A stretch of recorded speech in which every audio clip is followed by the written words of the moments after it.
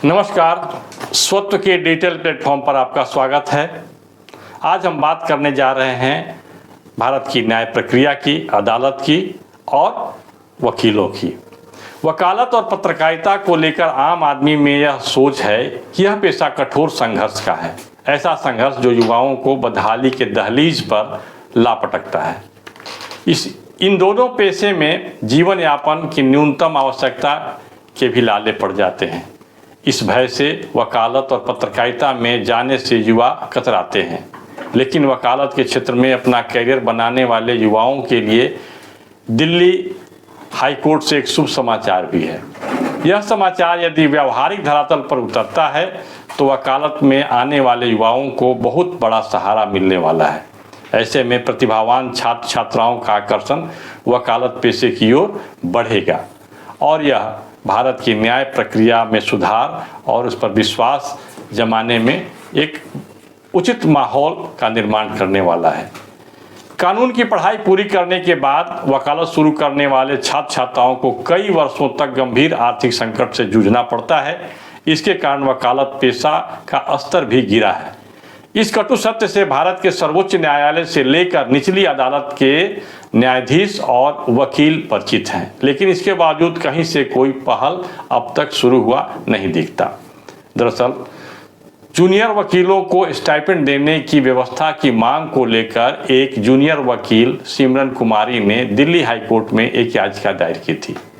Delhi high court के कार्यकारी मुख्य न्यायाधीश की अध्यक्षता वाली पीठ ने इस याचिका पर सुनवाई करते हुए बार काउंसिल ऑफ इंडिया को निर्देश दिया कि वह इस मांग पर विचार करे कि वकीलों की आर्थिक, जो जूनियर वकील हैं जो वकालत में आ रहे हैं, उनकी आर्थिक स्थिति को कैसे सुदृढ़ किया जाए। न्यायालय के समक्ष अपना पक्ष रखते हुए बीसीसीआई के वकील ने कहा कि यह मामला विरोधात्मक नहीं है, लेकिन इसके व्यवहारिक पक्ष भी हैं। बीसीसीआई के वकील ने कहा कि महानगरों के वकीलों के पास बड़े मामले आते हैं जिसके कारण उनके अच्छी कमाई होती है, उसमें कॉरपोरेट भी होते हैं, बड़े उद्योगपति भी होते हैं, तो जाहिर है वो फीस ज़्यादा देते हैं।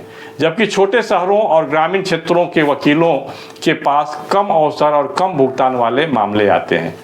इसके व्यवहारिक पक्ष व वस्तु स्थिति का आकलन करते हुए बार काउंसिल ऑफ इंडिया ने शहरी क्षेत्र के जूनियर वकीलों को न्यूनतम 20,000 रुपये और ग्रामीण क्षेत्र के जूनियर वकीलों के लिए न्यूनतम 15,000 रुपये मासिक स्टाइपेंड देने की अनुशंसा की है। यह अनुशंसा जूनियर वकीलों को उनके पेशे की शुरुआती वर्षों में होने वाली वित्तीय कठिनाइयों को देखते हुए की गई है। उन्हें यह स्टाइपेंड ज्वाइनिंग की तिथि से कम 3 साल की अवधि तक देने की बात इस अनुशंसा में की गई है। न्यायालय और बीसीसीआई ने इस याचिका के मानवीय पक्ष पर ज्यादा विचार किया, लेकिन इससे जुड़ा हुआ एक और अहम पक्ष भी है जो भारत की न्याय प्रक्रिया के स्तर से जुड़ा हुआ है। न्यायालय का काम ठीक से चले, इसके लिए बार और बेंच दोनों की सक्षमता आवश्यक है। भारत की निचली अदालत में बेंच यानी न्यायाधीश का स्तर तो ठीक है, लेकिन बार यानी वकीलों का औसतन पेशागत क्षमता संतोषजनक नहीं माना जाता है। इसका कारण जूनियर वकीलों के समक्ष घोर आर्थिक संकट का होना है। आर्थिक संकट के कारण जूनियर वकील अपेक्षित अध्ययन व कानून की अद्यतन स्थिति से अवगत नहीं होते। आर्थिक संकट के कारण उनकी पेशागत क्षमता का अपेक्षित विकास ही नहीं हो पाता। ऐसे में न्याय प्रक्रिया के स्तर में गिरावट देखी जाती रही है। इसकी प्रतिष्ठा में भारी गिरावट आई है। इस दिशा में कई अध्ययन भी हुए हैं और इसमें जो अनुशंसा, जो रिजल्ट, जो परिणाम आए हैं, उसमें यह बताया गया है कि बार काउंसिल या भारत की न्याय प्रक्रिया को यदि सक्षम बनाना है तो जूनियर एडवोकेट जो होते हैं, जूनियर वकील जो होते हैं, उनकी आर्थिक स्थिति को ठीक करना ही होगा। बार काउंसिल ऑफ इंडिया भी इस तथ्य को नकार नहीं सकता।